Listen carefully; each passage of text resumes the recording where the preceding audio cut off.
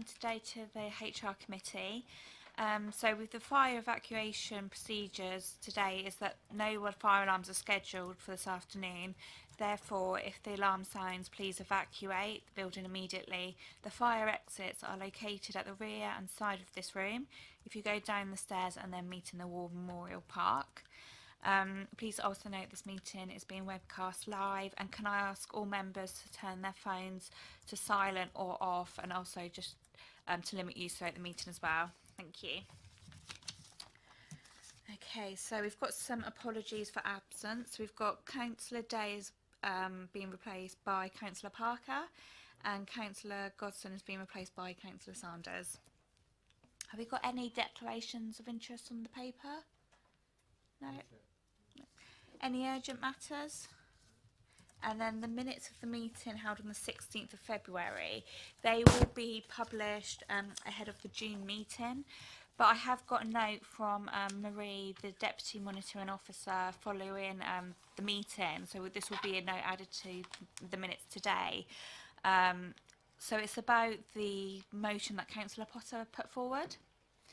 And she's reviewed her decision, and she's come back to me and asked me to inform the committee that it was dealt with unfairly, so we do apologise, and members may recall that we agreed to move into private session for one of the items. Councillor Potter then moved a motion to say that we would stay in public for the item, and we were advised to deal with the matter as an amendment to a later proposal. Unfortunately, we overlooked the proposal when we agreed to move into private session. The outcome would have been the same, but the Deputy Monitoring Officer has asked me to pass on her apologies. Yep, Councillor Potter. Thank you, Chair, for reading it out as you have. Could I just ask one thing? I mean, it seems to me I am reasonably entitled to ask that that's recorded verbatim in the minutes of this meeting. And I note the comment you make, the outcome would have been the same. Obviously, that ignores the fact that what I would have said would have been so eloquent and persuasive, people might have changed their mind. But, you know, I understand the point you make, I guess, in these circumstances. But thank you. Thank you, Councillor Potter. Okay, so we've got the first item on the agenda, which is the pay policy statement. So I've got Shella Smith here to present on it, and it's been recommended to us for us to agree with the pay policy and to or the forthcoming legislation will be delegated to Shella to act on our behalf. So hand over to you, Shella. Thank you, Chair. So this report proposes a pay policy statement for the Council for the next financial year, 2018-19, for HR Committee to recommend to Council. It's based on the statement for 2017-18, which has been updated throughout to reflect new salary scales and changes to the pay structure, which have already been agreed by member, along with other minor amendments to ensure that the Council's approach to paying its employees is clear. There is a version of the proposed pay policy statement with changes shown as tracked changes in Appendix 1, and then a clear version in Appendix 2. The report also updates the committee on a number of other forthcoming changes which could impact on the pay policy statement in future. I've already updated members around forthcoming legislation which will apply a cap to public sector exit payments and impact on recovery of exit payments within the public sector. That legislation has still not been published, so it's still not yet come into force, but members have already given me delegated authority to make any changes required to the pay policy statement as a result of those changes, which will be statutory, so we will be obliged to enshrine them within our pay policy statement. I've also updated members on the latest position with regards to the national local government pay discussions for 2018-19. A 2-year pay deal has been offered to the trade union side by the national employers, and it's, in a nutshell, it's a 2% pay award, slightly higher for some of the points lower down the spinal, lower down the pay spine. and the same again in year 2. So that would apply from 1st of April 2018 and then again from 1st of April 2019. Those pay discussions are still ongoing, and again I have delegated authority to make any changes to the pay policy statement as a result of any national pay awards which are agreed. Then I've also updated members on a number of other strands of work that are currently underway which will impact on the pay policy statement in future, some of which members have asked me to look at, and some of which is work that I've been undertaking anyway. So that focuses on the frequency with which pay benchmarking reviews should be undertaken against the Council's comparator group. That was something that the committee asked me to look at the last meeting. There is also work underway to look at the definition of what upper quartile pay actually means. A possible review of car allowances and the outcome of further pay benchmarking for the head of service role, which has indicated some other areas where the council is potentially slipping behind in terms of its aspiration to be in the upper quartile. So what I have agreed with the Chief Executive and the Section 151 officer is to combine all of those pieces of work into one rather than address them in a piecemeal way, so that recommendations are brought back to this committee along with options and financial implications, so that members can determine in a more holistic way how those might impact on pay policy statement and any other future action that might need to follow. And it's anticipated that that would be completed in time for consideration as part of next year's pay policy statement. I'm happy to answer any questions that members might have. Any questions? Councillor Potter. Thank you, Chair. I've got a couple, if I may. Can I just seek advice? And it's on page, sorry, I think it's blurred a bit on mine, but it's paragraph 4.3, I guess 4.4 in terms of car allowances. I see it's been agreed by the portfolio holder for HR, but I mean, as I understand it, sorry. I think it might be different on the Oh, is it? Okay. on the iPad to the report. Well, gosh, okay. I'm working on the hard copy I have, which Oh, it's page 7 of 10. 7 of 10, I beg your pardon, or page 13 in terms of the large number. yeah, page 13. Yeah. Yeah. Page Okay, 13, yeah. thanks, sorry. I just want to make an inquiry and a point, I guess, if I may. As I understand it, it's described, I think, as a sort of cash alternative car allowance. This isn't presumably subject to national insurance contributions and the like. It's paid in a different way, is it, I guess? Is that right? I mean, it's not added to the salary of the individuals concerned. That's the question, I guess, really. Yes, it is added to the salary of the individuals concerned. So it is a payment that's made on top of base salary, and we call it a cash alternative car allowance. It used to be the case that we had lease cars here. We removed lease cars some time ago. Cash alternative allowance stayed as an alternative to somebody who wanted to have a lease car, but it is paid on top of base salary, and the table in paragraph 4.5 of the report shows the monthly allowances and then how that translates to the annual allowance. So that is paid on top of an individual's base salary and is included in the calculations that we do to see whether somebody is in the upper quartile pay or not. Oh, sorry. Just under, again, it's my reference number 4.9, where we're talking about under the benchmarking head of service roles, etc. In carrying out this work, the head of HR and organisation development has noted increase in salary levels for other senior roles, for example, Reading Borough Council and its recent advert.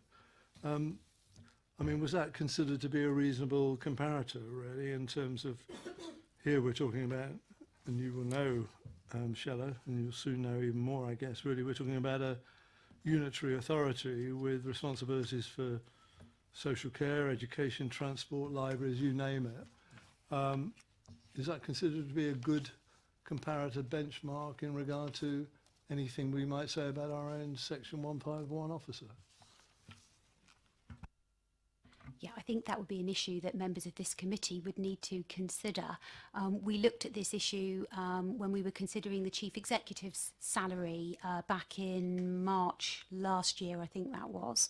And I presented members with information based on comparators for district councils only, and then also including unitaries. And on that, in that particular case, members made a decision to base the decision on unitaries and districts. But I think that will be a decision for members to make as to what they felt was the most appropriate comparator group to use, and whether that should just be districts or include unitaries or counties and so on. If I finish my points and then you can... I mean, making an obvious point, I think we're probably further away from a unitary than we've ever been, really. But in terms of... I was looking at paragraph 4.1, where we're talking about... it's therefore been further agreed that Council will engage an independent pay and reward specialist. I'd like to think when she or he is actually appointed that this committee would be involved in that, so such an appointment would be in consultation with the HR committee. I don't know whether that's anticipated.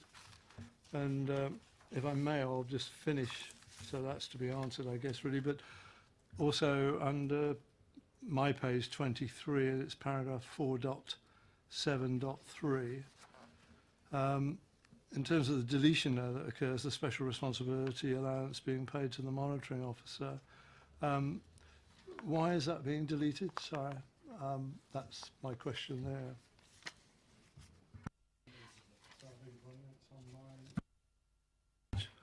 23, and I don't have a small reference beyond that.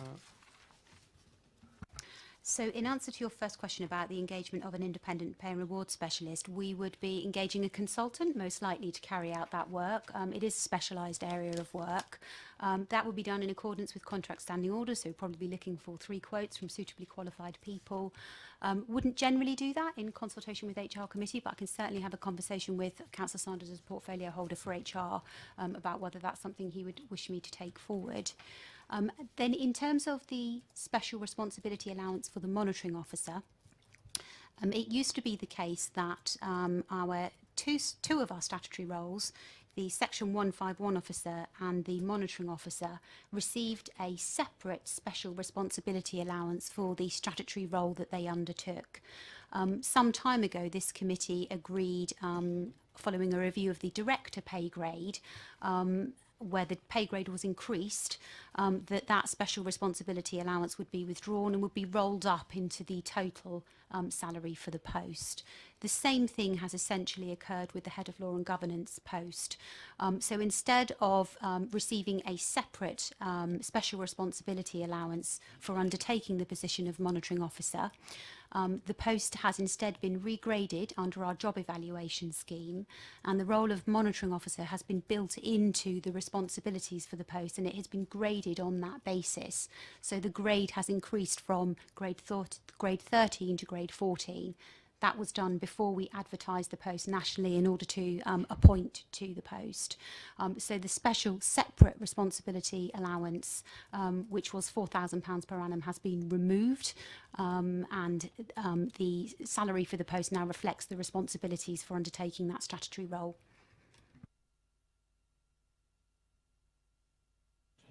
Yep, Councillor Sanders. And it might just be helpful on the point about the committee being involved in the appointment of the consultant to carry out this work. I mean, I am conscious that there's a long gap in between committee meetings, and we don't want to hold up the process.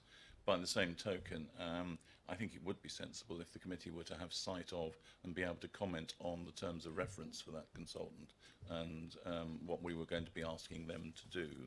So can I suggest that we are due to have an additional meeting sometime in May, I think, when June, to that may be a little bit on the late side, in which case that we just circulate for comment the necessary brief for recruitment of that consultant and then take those comments on board.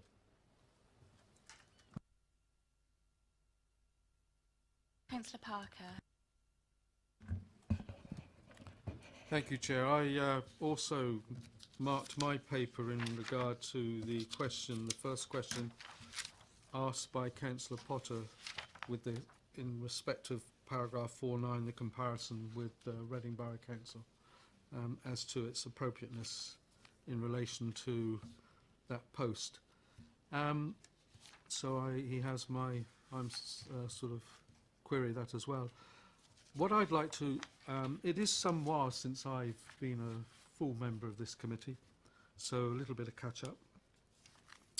But I'm sure if Councillor Keating were here, I'd be not required to be asking this or saying this. It's in relation to apprentice.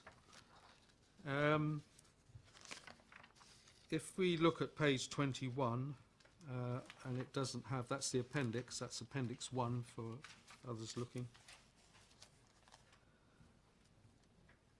We see a lot in the report about comparative positions and posts elsewhere. Paragraph 4.42, in the first year, do we have any ideas how that level of pay for apprentice sits with regard to other authorities? What I think would be helpful if the point made in paragraph 4.4 that the paragraph on page 18 2.4 lowest paid employees needs to incorporate that doesn't include apprentices at the early part rather than waiting till we get to page 21. But is there some sort of comparison on other authorities with that year 1 of apprenticeships? Yes, we carry out benchmarking regularly for apprentices. First of all, we're part of the Hampshire Apprentice Partnership, which includes Basingstoke and Deane, but also a number of other councils who we work closely with to deliver some of the training to our apprentices. It includes Winchester City Council, Test Valley, Eastleigh Borough Council, Havant Borough Council, I believe, and maybe a couple of others. We do benchmark our pay for apprentices regularly as a group, and our pay levels for apprentices in year 1 and year 2 are broadly in line with those other councils. We also benchmark against the local market as well, against what apprentices in Basingstoke and Deane Borough could achieve in the wide range of apprenticeships that are available. And again, we are broadly in line with other rates that apprentices are paid.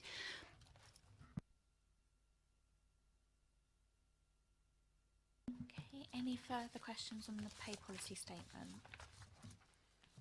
No? Okay, so if we go through the recommendations then.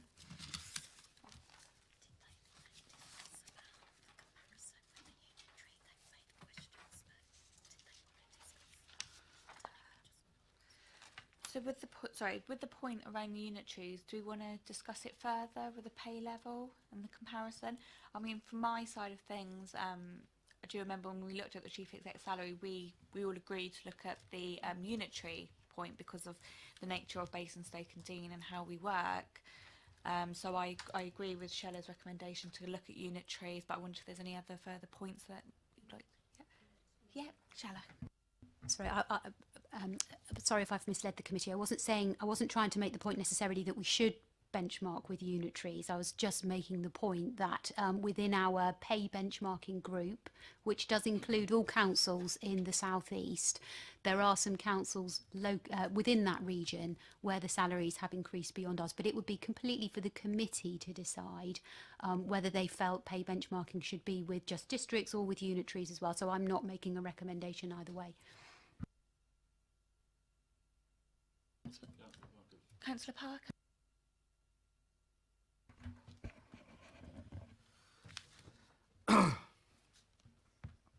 Whether possibly naively, my sort of thought process is that if you were carrying out a senior role at Reading Council, because of the size of the enterprise, the operation there, you would possibly expect that would be carrying maybe a higher salary level than somebody in a similar position working here at Basingstoke and Dean Borough Council. I quite accept that we are always needing to recruit top people, but within the business of local authority officer work, I would not have expected us to be looking to achieve the same pay structure levels as they would be at Reading. Councillor Sanders. I was going to suggest that we leave discussion at this point until we have evidence to look at, which will be the result of the work done by the consultant to bring that to us, to give us comparative. Because what we don't know is whether that 130 is upper quartile, lower quartile, or whatever it is for that level for a unitary authority. So I think there's quite a bit of information we need, and the appropriate time to have this discussion will be when we look at the outcome or the output from that study. I agree. Councillor Potty, the final point. Well, I don't know, it's a final point. Somebody else might want to speak, might they? But, I mean, obviously it takes me back to a conversation we had, I think, probably back in March of last year, and I know what flowed from that. But the reality is, I mean, in terms of what I've always understood by benchmarking, it is based on a reasonable comparator with like posts. If it isn't that, I don't know what it is really, and in truth. And there's no doubt from my knowledge of Reading Borough Council and a number of other unitaries. And if you remember when we were talking about similar things in March of 2017, I mean, we were speculating about lots of things. We were talking about what might transpire from Hampshire-wide proposals and the like, a whole range of things. This now seems to have settled down, but as Councillor Sanders said, I'll be happy to see what the experts in the field come up with. But if you are into a situation where you're comparing hopefully like with like, then the constraints that apply to an authority like ours at the present time as against a unitary just have to be recognised. I mean, the responsibility level, the complexity of the role undertaken,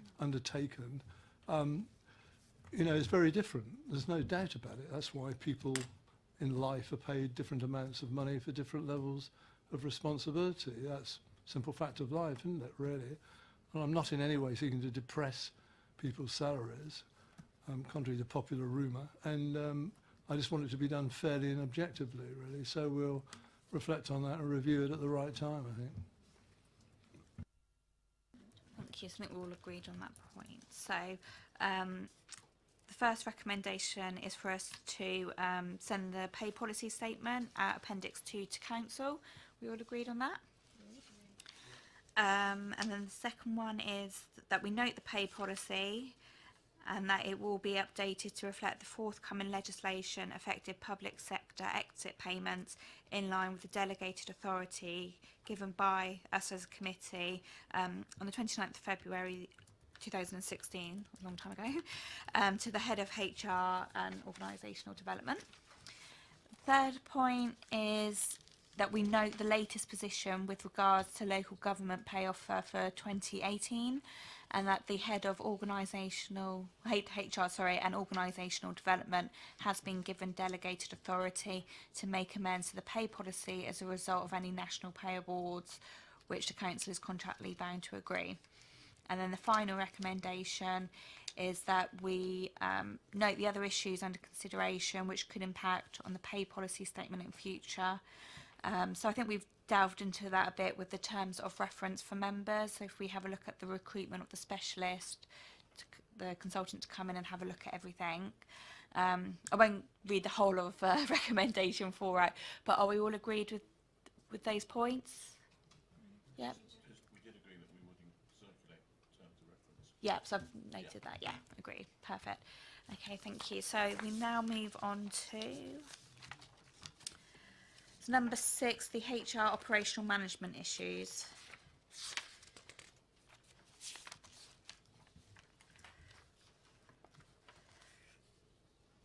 Okay, so we've been asked to note the key people indicators and management information for the first 3 quarters of the current year. So if I hand over to Shelley now to present on the item, then we'll take any questions. Thank you, Chair. I present an update on key people indicators to HR committee every 6 months, and so this is the report updating members on the first 3 quarters of the current financial year. Appreciate the timing's a bit funny. It's just in terms of where HR committee appears during the year, and we're not at year end yet. So I've given you data on the first 3 quarters of the first current financial year, and compared it with previous year's performance where applicable. At the corporate level, it's presenting a positive picture of the health of the workforce, indicating that it's well managed with good levels of staff engagement, and that's evidenced at the corporate level by high levels of permanent employees, good staff survey results, relatively low turnover rates and absence levels compared to national rates for the public sector. I've also taken the opportunity to update members on the latest staff engagement survey, which was carried out in November 2017, and the results were shared with all staff before Christmas through a newsletter from the Chief Executive.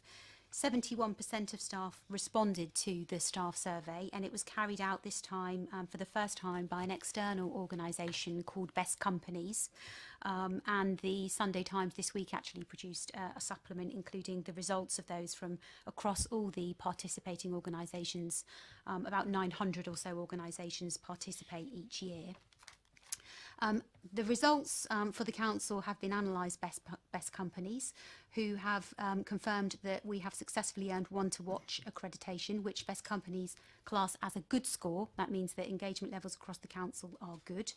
That puts us in around about the top 30% of all organisations that participated. I've also updated the committee on the leadership forums. We continually look at ways to train and develop our leaders and managers and ensure that they role model our going beyond vision and values. The latest in that work is a series of leadership forums that we'll be holding in 2018.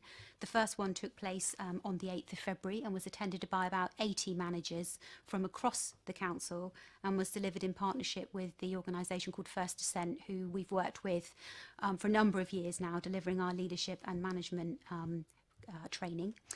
The first forum topic looked at the neuroscience of engagement, and in particular it was focusing on the results from the staff survey, and exploring how managers could work with their teams to develop engagement plans to address the directorate and team level results as an outcome from the day, and that work is ongoing. The report also includes, as always, an update on sickness absence levels at the council in the year to date. Compared to the same period last year, we're slightly above in terms of the amount of sickness absence that we've had, at 5.86 days on average per employee. If that trend continues, the year-end figure is likely to be around 7.8 days on average per employee lost to sickness absence. The average for local government is 9.9 days, so we are below the average for local government at the corporate level. I've gone into some detail in the report around 5 areas of the business where the results are above the corporate target at this point in the year. Also, I think of note is, as with most other organisations across the land, sickness absence related to mental ill health is the highest cause of absence still at the council. And there are a number of supportive interventions that I've detailed to this committee on a number of occasions, including our access to free face-to-face counselling, employee assistance service provision, which includes 24/7 telephone counselling. We run iTalk sessions on site. Most recently, on the 12th of December, we had a gentleman called David Beanie come and speak to about 80 or so councillors and members of Staff Forum and Unison. His talk was particularly aimed at reducing the stigma around mental health in the workplace, and we've had some excellent feedback from that and held a follow-up session with staff to look at how we can continue the conversation to allow people to talk more freely about mental health in the workplace. We've organised a follow-up session for David Beanie to come back and do another talk on the 29th of March. And we will be inviting all staff to attend that. We may well hold other sessions if that proves very popular. Another piece of work that we're doing is responding to a report that was issued in October at the request of the Prime Minister called Thriving at Work, which focuses on how employers manage mental health in the workplace. And in response to that report, my team is carrying out some work to look at how we fare against the core and enhanced standards within the Thriving at Work report. And we're developing an action plan to close any gaps. We already meet a number of the standards, but we will report on that work at the next scheduled HR committee in September 2018. Then I've gone into some detail in the report around turnover rates and recruitment activity, and also some equality data, but happy to answer questions on anything in the report if members wish. Thank you, Shella. I'd just like to say I think it's great news that the results of the staff survey and that we have been earmarked as one to watch. I think, you know, the staff and the leadership at the council should be very proud of themselves. And also I just wanted to mention that I attended the David Beanie talk, and it was fascinating, insightful. I'm going back to the next one. It was very good, and it created a very warm atmosphere in the room. So we were in the council chamber and there wasn't an empty seat, but it was a very open forum. There, you know, people did get upset and people shared their personal issues. And I think to me that certainly said we are an organisation who cares, especially if somebody is happy to open up in front of so many people amongst their colleagues. I think that says a lot about the organisation. So, sorry, Councillor Westbrook. Thank you, Chair. This question actually has nothing to do with the report, but it looks likely that we're going to get some very extremely cold weather this week. And I wonder if you could tell us what extra clothing do we provide for the teams of employees who work outside in these conditions? I don't know the answer to that offhand. We do have a colleague from the operations team at the back of the room who might be able to comment further, but I will certainly find out for the committee and can email around to members afterwards. If you're happy to do so, that'd be appreciated.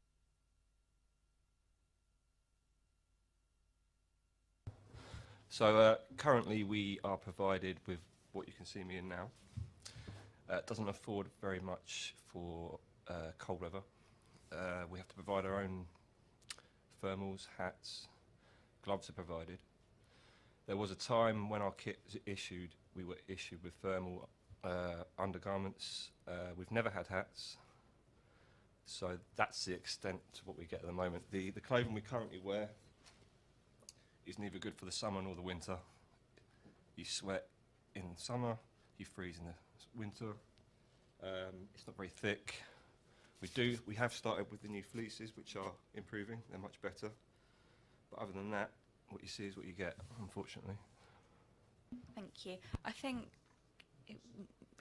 it may be worth putting on the joint consultative committee meetings a full review of PPE, and then we can go into more detail. As you said, you know, it's not, if you've got one outfit that doesn't fit either season, then maybe we can look at that and carry out a review of it. Okay, thank you. Councillor Westbrook. Can we do anything in the short term, though, in view of what's going to be happening this week? It's no good saying Good we point. look Yeah. at it. Yeah. I will speak to Colin Rowland, who's the head of service for the environmental services team, which includes the operations team, which is most of the sort of outside workforce. Obviously, we have our community safety patrolling officers, parking attendants, and so on as well. Most of those teams come under Colin and Chaz Bradfield, so we'll speak to both of them about anything that we can do in the immediate term. If we have an email as well, just to update. Yes, and of course I will follow that up with an email to members. Shella.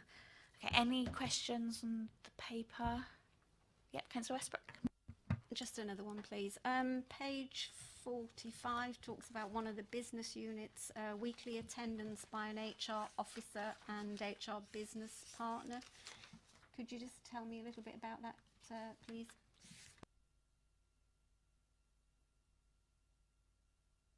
.5, the second half. Yes, certainly. Excuse me. That's within our operations team. So the HR officer and HR partner are going to the depot on a regular basis.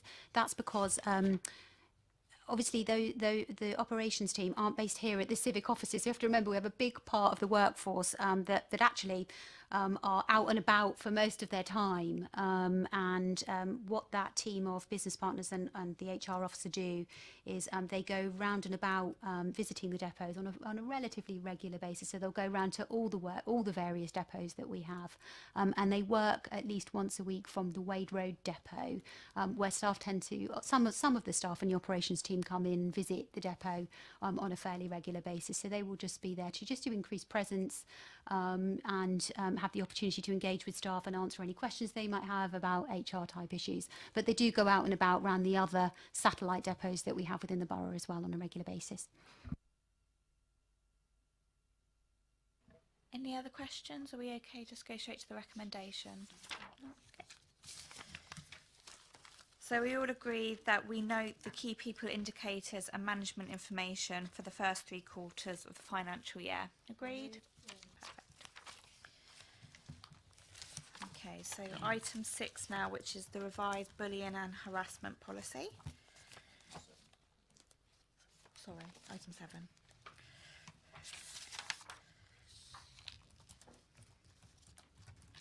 Okay, and again, Sheila Smith to present.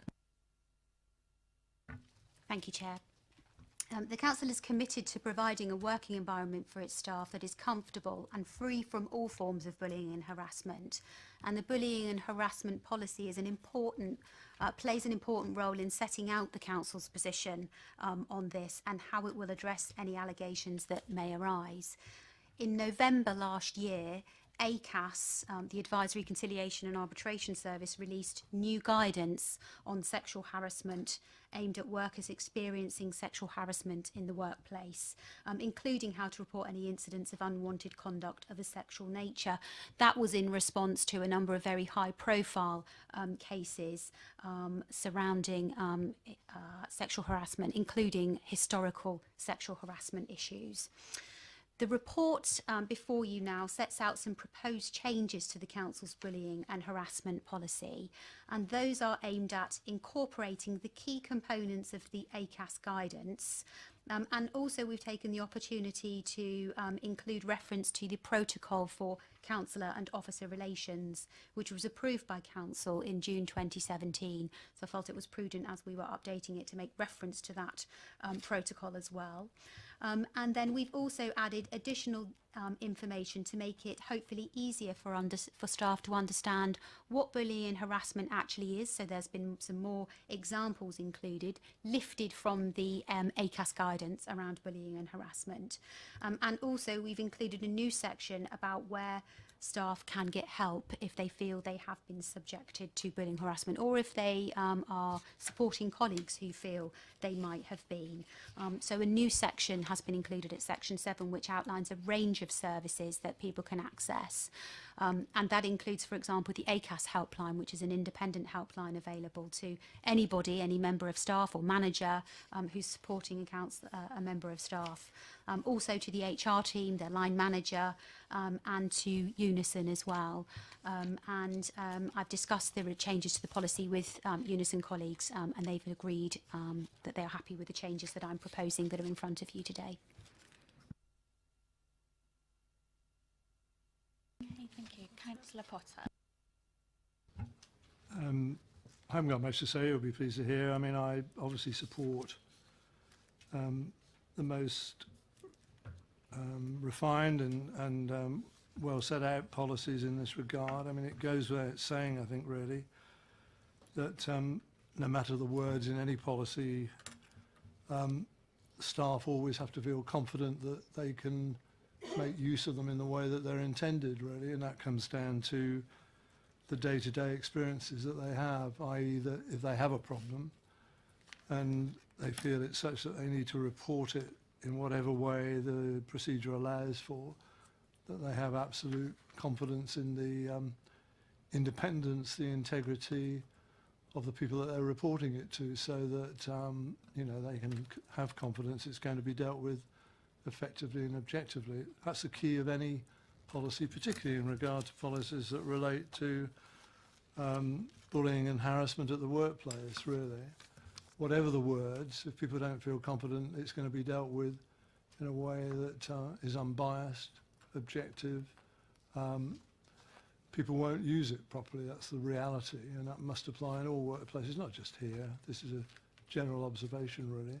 So we have to build that confidence, and that means lots of things, including the training of managers, particularly, who are the first line, oftentimes, of that communication, and the way that advice is sought, and there needs to be, goes without saying, an absolutely independent HR department that can be trusted and well respected in regard to the advice that they will give in these sorts of circumstances. If we have that, people will come forward, and these matters can be nipped in the bud. Thank you. Any other? Oh, Councillor.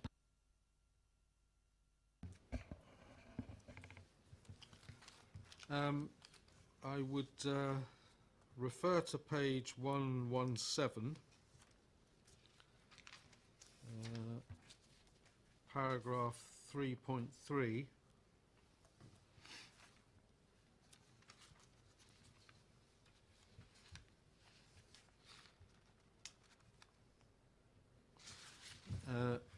My question is,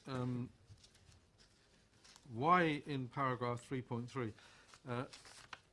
Perhaps what I should just first of all make a comment that in the report it clearly states that employees who have suffered bullying or harassment may find themselves subject to anxiety attacks or loss of confidence. And I think that's a very important point, which is under getting support, to identify that that's the state of mind and the situation that individuals would possibly find themselves in. So I think that paragraph 3.3, which refers any incident initially to the line manager, whereas if you look then at page 121, under stage 154 starts on page 120 for the informal action. Step 3 makes it quite clear that if the allegation is made against the line manager, the next in line manager should be approached. So I rather think that that point should be made a lot earlier in the process. That should be incorporated in 3.3. You shouldn't have to wait till you get further into the document to find that there is an alternative in that incident. And also, my own personal concern is that my note on there is, why keep it within the department? In any case, the situation as such is that I would have liked to have thought that there would have been some process where an individual who is suffering alleged harassment, bullying, should be able to commence the process of expressing their concerns of what's happening to them outside of the department. I think it's asking a lot of a person to keep it within the department. So I question that. I think we're actually talking in terms about how we are wanting to offer support and we're wanting to resolve these issues, but we're still sticking maybe with the same old sort of the way that it's been done in the past. I think we should be much more sympathetic to their situation in regard to the point that I make is recognised in the report. That is a very big fundamental. The person will be worried about their job, worrying about being able to keep their job, worrying about what impact reporting the incident will have on their position within the employment. To expect it, and I assume these are national guidelines, that it's expected that they resolve it, as it were, in the locality initially under an informal basis. So if that's the case, but that's within the department, I think we've got this totally wrong at the stage 1. but then what do I know? Certainly in terms of paragraph 3.3, we can bring into the purpose section that if the allegation or if the concern relates to their line manager, then they can approach the next line manager or seek support from any of the other sources of support that are outlined in section 6. So we can certainly add that to paragraph 3.3 so that that's much earlier on in the policy and people can see that on the first page. It generally is the case, though, that we do, individuals generally want to try and resolve things within their team. So their line manager is somebody that they're having regular one-to-ones with. And so this is not obviously if the line manager is the problem, there's a different issue here. But most of the time people want to discuss issues with the line manager. They've built up a good relationship, and the line manager would be the first port of call for them.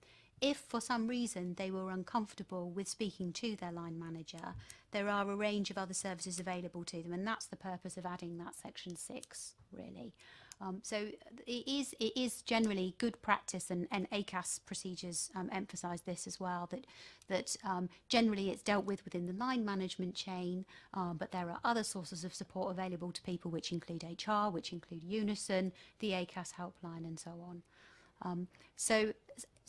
Just to illustrate that point, sometimes if an investigation was needed into an allegation of bullying, it may well be that a line manager a manager from outside of the department is asked to investigate that in order to bring some independence to that case. Okay, thank you, Councillor Parker. Well, I'm very grateful of that. I do certainly think that, yes, it would be an improvement if signposting of the other options can be incorporated at a very early stage in the document, because that's what they're looking for.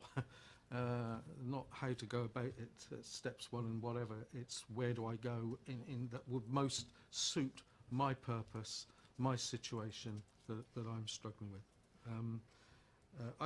Could I then just ask another question, please, for me? Again, it's on page 121, and it refers to paragraph 551 in regard to the stage 2 formal action, and I'm not sure what it said. Formal action will only be entered into if after monitoring. What are we saying here? After monitoring, is there not some investigation that's required? Or don't quite understand in terms of what we're dealing with monitoring means. Generally, the informal stage could involve some investigation of what the issues are, and there would be a period of time when the person who's been complained of, the behaviour that is an issue would be brought to their attention, and they would then have a period of time to try and address their behaviour. And that's what the informal stage is about. It's about giving somebody an opportunity. And this is so the person complaining would need to agree to this, but it's giving the person who is a problem an opportunity to try and rectify their behaviour, and they would have support and an improvement plan that was monitored by their line manager. So that's what that's referring to. So if the desired improvement in their behaviour is not achieved, that's when the formal action stage would be initiated. Thank you. Councillor Sanders, I think you've got a point. Yeah, I just wanted to pick up really on actually the points were made by Councillors Potter and Parker. What we're talking about here is not just necessarily a complaint by somebody who is being harassed or harassed, depending on how you pronounce it these days. If you had evidence that harassment was taking place, even though you weren't directly involved in it, I think there's still an obligation on somebody to report it, regardless of whether you're personally involved in the situation.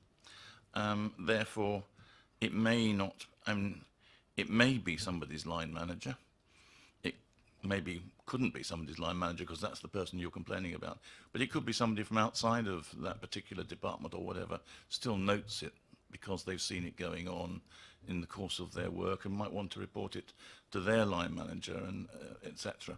So I think we should just be trying to encourage the principle that you should report it to your line manager or to any other senior manager with whom you feel comfortable reporting it, and that there is an obligation on all managers at whatever level to be very sensitive to issues around bullying, etc., that they take them seriously, they react sensitively to them, and they make sure that they do go through a reporting process so that they get dealt with and aren't just sort of left, oh, well, that's in somebody else's department, it's nothing to do with me. Because it is, because it's a kind of pernicious malaise that can actually start to infect a whole organisation unless you stamp down on it. So I think we somehow need to, I think the suggestions of rewriting, I've forgotten which one it was now, but was it point 3, is one starting point to that. But I think we just need to take Councillor Potter's point about you need to get this absolutely embedded in the psychology of the organisation right the way through as well in there somewhere. Thank you. Any yep, Councillor Potter. Maybe I haven't read this as well as I should have done, so apologies for this if I haven't, but I'm looking at subparagraph 6, I think, on page 119. It's 363 is the main heading, and then the subparagraphs under the heading of historic allegations.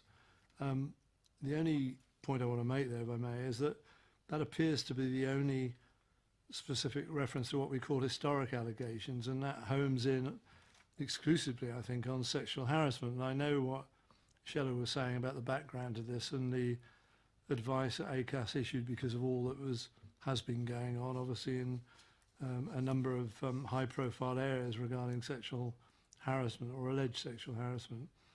But obviously there are a whole range of issues that might give rise to historic allegations where people originally don't have the courage or the support to raise matters which they would put under the heading of bullying and harassment, going well beyond just that.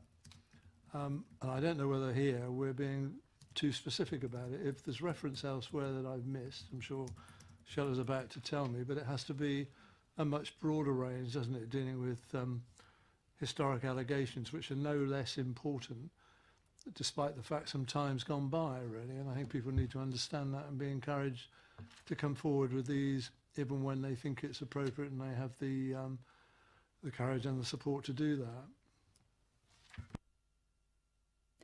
I think that's a very good point, Councillor Potter. You're right, this section on historic allegations does focus on sexual harassment and is more or less a direct lift from the ACAS guidelines.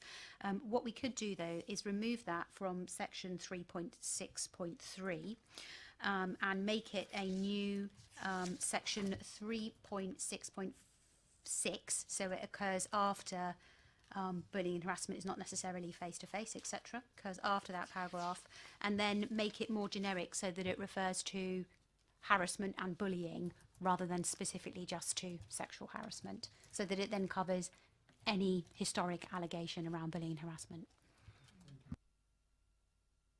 Councillor Parker. Yes, it's sort of going back on comments by Councillor Sanders. It's a very valid point initially in relation to the fact that it might be someone else observing an occurrence. But I think there seems to be a confused message, because it's this thing about where do they go, where does somebody go? If we are talking about somebody who considers themselves to be victim, again on page 120, paragraph 541, their first suggested that they may speak to the person concerned or write a letter to them. And then in paragraph 2, it talks about alternatively who else they should speak to. But none of the suggestions there is the line manager. It's just sort of, they may wish to talk to someone. And then it says, at this stage, the complainant has the option of speaking to a colleague, trade union representative, their manager, or to a HR business partner.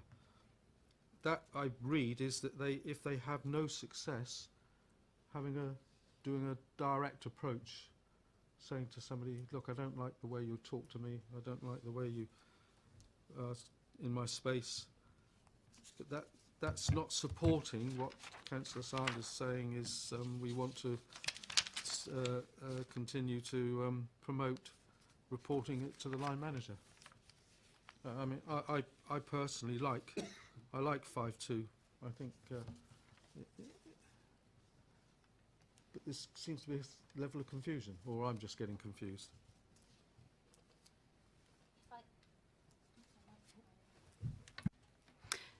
So if I can just clarify, this is there are 4 options detailed in 5.4.1. They're not sort of progressive, if you like. You don't have to do option 1, then move to option 2. They are detailed as a range of options. So the first one is, if an employee felt they could do so, to try to tackle the behaviour directly with the person. Does that make sense? If they don't feel comfortable with doing that, they absolutely do not have to. No. So it's a number of alternative options that are being provided to the employee.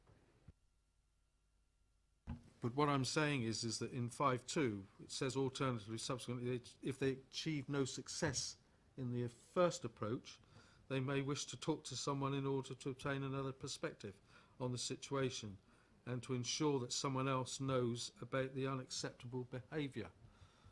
Now, are we saying that's just sort of like having a chat about it, but not progressing it to a complaint? Is that sort of an earlier stage of the situation? Because I would have thought that if somebody feels they are justified in sharing detail with somebody else about a colleague, that you're sort of virtually you are at the point of a complaint. But this is not promoting taking your first approach to your line manager, is all I'm saying. I find that a little bit of a mixed message. But I like the idea of sharing it.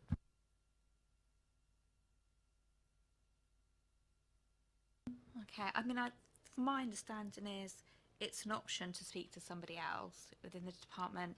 And then if you look at 5.4.1 section 3, it does say if the allegation is made against the line manager, the next line manager should be approached.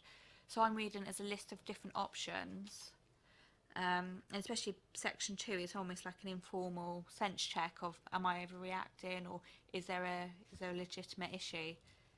That's my interpretation. Having started, I'll stick with this. No, you see, I'm past that. I'm past if it was a concern about the line manager. If we go back to 3.3, any incidents of bullying and harassment should initially be reported to the line manager. Okay. Categorically, it says that. Councillor Sanders was also saying we should try and stay with that. I'm saying that 5.4.1 is suggesting something different.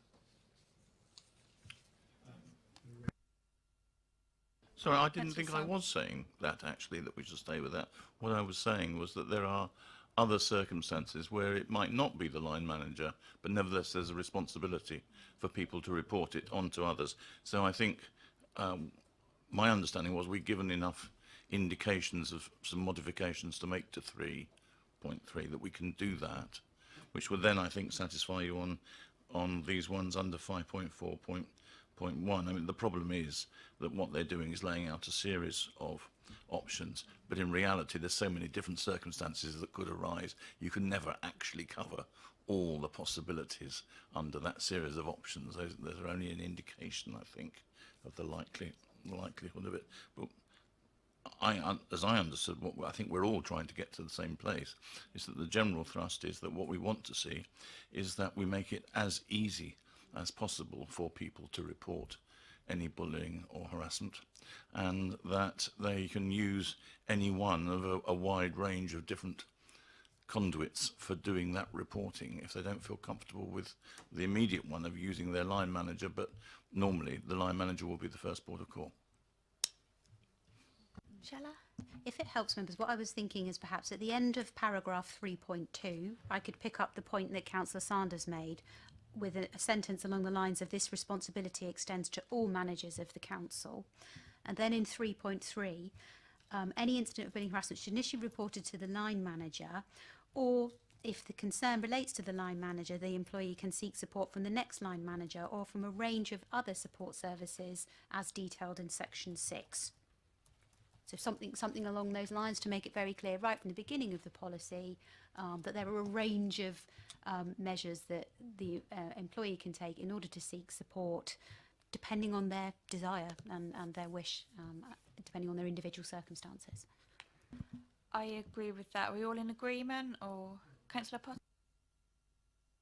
Sorry, it's not for me to speak for Councillor Parker. I don't mean to do that really, but in regard to the area that he's highlighted, which is 541, the informal action, the only proper interpretation of that is that it's within the department, within the unit that she or he works. It's within that context, and everything else, everything relates to that confined area. It seems to me the way it's written now. If what Shella was saying a minute ago in terms of earlier amendments is to have some impact, that informal action paragraphs need rewriting so that they encourage, I think, really people to think outside of the box in those circumstances where they think, my own words, this really will be a waste of time, me talking to a line manager or even the next in line to that line manager. I need to find another source who I can talk to and make the complaint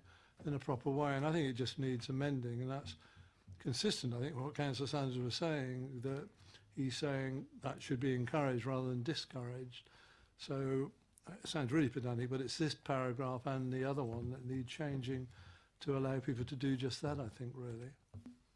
I completely agree with you. So I think Councillor Steele's got a question, and then we'll sum it's up just this. a clarification really. On 5.41, why is it a letter and not an email? It says write a letter, not an email. What's the reason for that? Yeah, it's just around making it a little bit more formal. There's something about the impact of a letter that somebody's taken the time to write. It's more of a, I suppose it's a stronger show of how the person is feeling than an email, which can be sort of fired off quite quickly to people, if that makes sense. People tend to, in some ways, have more regard. It might have more impact if it came in the form of a letter rather than an email, which, as I say, can be fired off quite quickly. That was the reason behind it.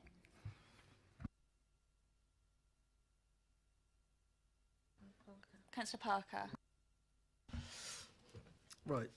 I'll try to get again. We've got 3.3, and we've Shella's offered sort of making it more robust and in agreement with all of that. But it says quite categorically, should initially be reported to the line manager. And we've got some changes going in off of that. 5.41, paragraph 2, the last sentence says, at this stage, the complainant has the option of speaking to a colleague, a trade union representative, their manager. It's a mixed message. We're not trying to constrain people in who they report any informal concerns to. And I think that they could make that report to any manager in the council. So at the moment, I agree, it reads as if you'd have to contact your line manager. But we can add to that sentence that it could be any manager in the council who should be in a position to give you advice and support and guidance in order to help you take that issue forward should you wish to.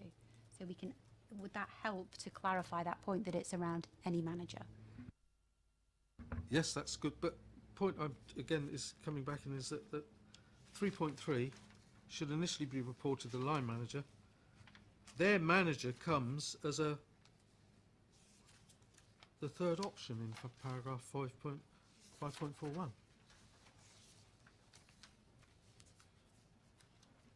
That's not saying the manager first.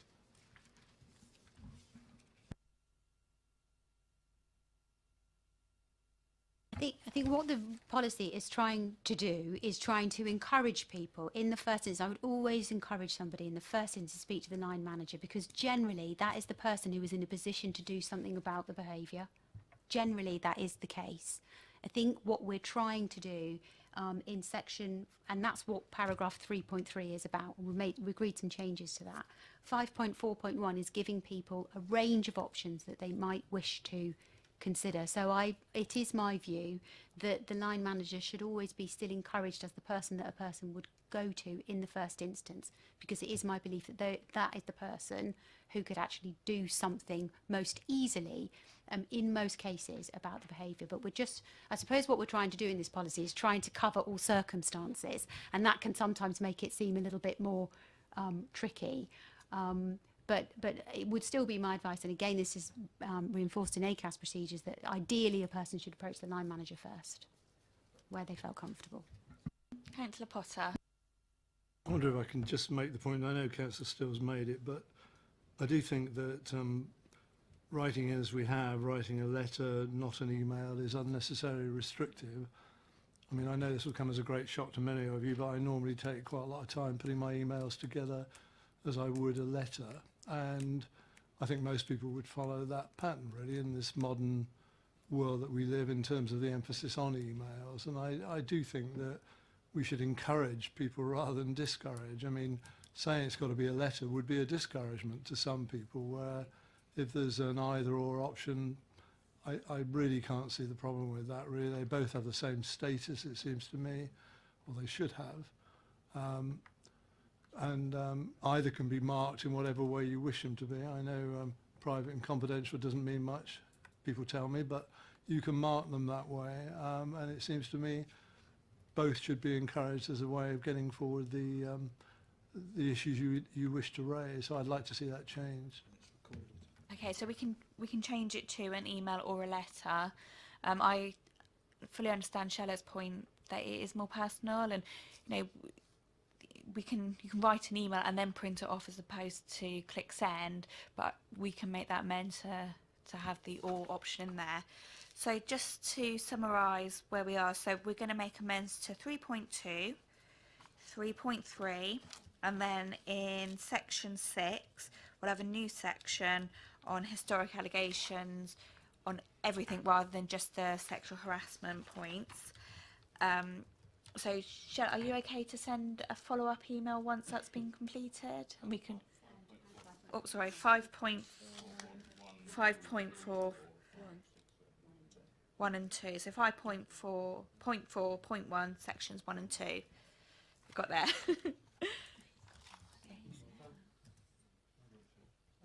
Okay. Any other questions on this paper in particular? No? So, following those amends, and I think we can probably just approve that all on email. So the recommendation is that the HR committee approves the revised bullying and harassment policy. So if we agree that as per comments today. Agreed? Perfect, thank you. Okay, so... Okay, so agenda item 8, which is the gender pay gap report.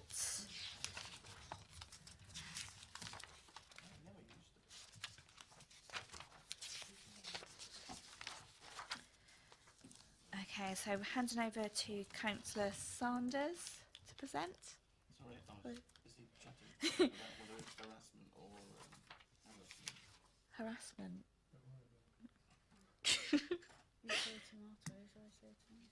Gender pay gap, Councillor. Yes, sorry. Okay.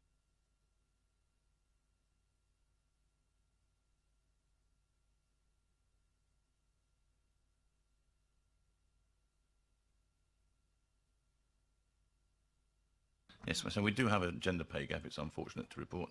In this particular case, it means that the gender pay gap is against men and in favour of women. Speaking as the token man on this side of the table, I feel obviously seriously concerned about this. But to be serious about it, we have worked very hard over the years to try and ensure that we are as far as it is possible to be. And I do recognise that some of the calculations within this area can give you misleading figures if you're not careful or if you interpret them in a misleading sort of way. Nevertheless, it would seem to indicate that we are relatively well balanced in terms of the gender balance in our pay, and that the fact that we do have a lean one way or another is largely a statistical quirk to do with the number of people of one particular sex who are present in a particular department when you look at it, and it's often to do with the type of work that is being undertaken. I mean, it would have been the case, I think, if you looked at, if we take the sort of senior executive group, one person, I'm going to say changing sex, but I don't mean it changing sex. Well, I mean one person who changes, and then if it was a woman and they then are replaced by a man, that can have a significant change in the balance of just one individual taking place. And we've always, I think, tried to go on the principle of recruiting the very best people, regardless of whether they are male or female in these situations. So there's a lot of detail in this report, but I think it is a cause for relatively, you never feel complacent about things, but we can feel relatively comfortable with the outcome from it. And the fact that we are, in terms of the role that, as an employer, that we play within the borough compared with other employers, we are setting a reasonable standard in terms of our gender balance policy. Thank you. Any comments, questions? I mean, I think it's quite important to point out that the national gap is 17.4%, and in our borough council, the gap is minor. It's 2.16%. I'm not saying we should be complacent with it, but versus the national average, I think, you know, we do have a good story to tell. Yeah. So, are we all just to note the report? We're all happy with that? Yeah, perfect. Thank you. Sorry, Chair, just to say, that will be, of course, reported now under the government's requirements for reporting a gender pay gap to whoever, I don't know, but no doubt Shella does. Councillor Westbrook. Just a question on that point. Will we be doing this at the same time every year then going forward? There's a, Yes, there's a requirement to publish this annually now, based on data on the 31st of March each year. So our next gender pay gap report will be based on data for the 31st of March 2018. And hopefully, the reason it's slightly later in the reporting cycle this year is because the government was quite slow in terms of getting the legislation out, in terms of what you have to report. There's very detailed information on how you have to report your calculations and so on. They have to be done in a specific way. So next year, those calculations, we're not anticipating any change, so we'll be able to do them much quicker in the year.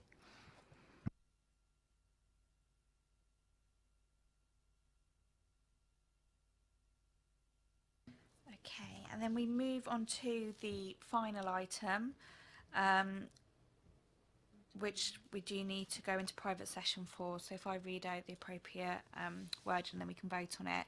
So I would like to agree with members that the meeting is now to become confidential by passing the following motion. That under section A4 of the Local Government Act 1972, the public be excluded from the remainder of the meeting on the ground that the public interest in maintaining the exemption outweighs the public interest in disclosing it. and therefore that exempt information is likely to be disclosed as defined in paragraph 1 and 4 of Schedule 12A of the Act. So are we okay to go into private session now, agreed? Okay. So the webcast will be turned off, and then once we've completed this item on the agenda, I will then go back onto the webcast to sum up.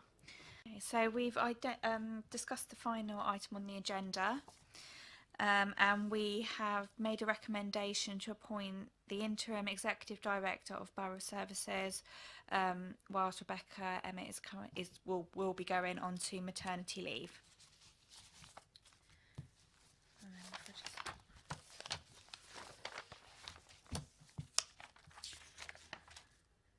Okay, so there's no points for the exclusion of the press or public, and we've identified and gone through the confidential items. So I think we can now close the meeting at 5:45.